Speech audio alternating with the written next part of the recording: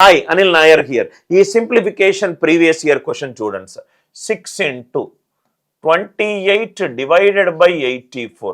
28 by 84, right, into 36 into 49 divided by 6 into 7. 6 sevens are 42. 6 sevens are 42. Are you all with me? ఇక్కడ నుంచి మనకు 6 into 28 by 84 అంటే 1/3. 7 sevens are 7 6s are 6 1s are 6 6s are అంటే into 42 into 42. 3 1s are 3 2s are 42 2s are.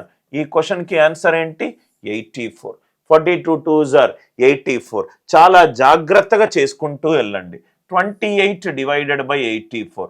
28 by 84.